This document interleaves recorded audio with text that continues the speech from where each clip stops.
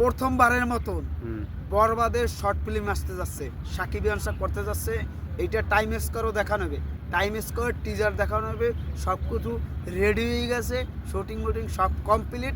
সময়ের অপেক্ষা কবে আসতে আসে সারপ্রাইজটা, সেটা আসলে পর সবাই মানে এরম দাঁড়াই যাবেন যে কি হইতে আছে, যে সাকিব ইয়ানসা কি করতে আছে, কি কি আপডেট আসতে আছে। এটা একটার পর একটা ধামাক আসতে যাচ্ছে, আপনারা শুধু অপেক্ষা করুন। 2025 সালে আমরা বরবাদের টিজার আসার আগেই বরবাদের শর্ট ফিল্মের টিজার চলে আসবে, আমেরিকায় দেখানো হবে। সেটা ভাবা যায়? বিশ্বাসযোগ্য?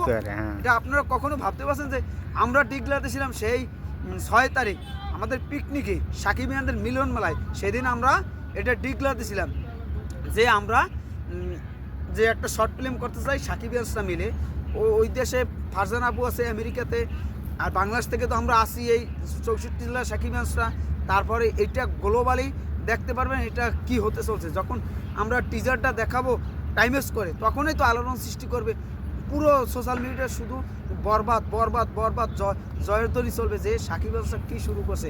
তারা একটার পর একটা ধামাকা দিতে গেছে, টিজার আসছে। এইটা শর্ট ফিল্ম আসলে পর সব ছিটকে যাবে। যারা সমালোচনাকারী তাদের কি হবে, আর সাকিবকে নিয়ে যারা নেগেটিভ কথা বলে তাদের নিয়ে আসতে আসে ধামাকা, বিগ কিছু আসতে আছে, বিগ অ্যারেঞ্জমেন্টের। এইটা দেখার পর সব কিছু আমরা অন্য লেভেল, অন্য উচ্চতে চলে যাবে। এখন সামনে আগাইয়ে যান যে মেগাস্টার শাকিব খান, আমাদের শাকিব খানের যে কোয়ালিটি, সেই কোয়ালিটি নিয়ে আমরা বরবাদ যেভাবে 15 কোটি টাকা বাজেটের ছবি, আমাদেরও সেটা নতুনত্ব আমরা আনতে হবে। আমরাও যে এই যে শর্ট ফিল্মটা করতে আসি সাকিব ইয়ানসা, এটাও আমাদের ভালো লাগার বিষয়, এটাও ভালো কিছু হবে।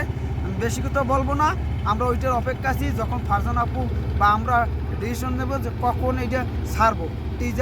টিজার সব কিছু, টিজার শুটিং মুটিং সব কমপ্লিট, শুধু অপেক্ষার পালা। এটা আসলেই ঝড় উঠবে, সোশ্যাল মিডিয়ায় ঝড় উঠবে ক্ষুদ্র। তারপর এটা ভালোবাসা সাকিব ইয়ানদের ভালোবাসা সাকিব খান সব সময় অনুভব করে। Megastar, love you boss.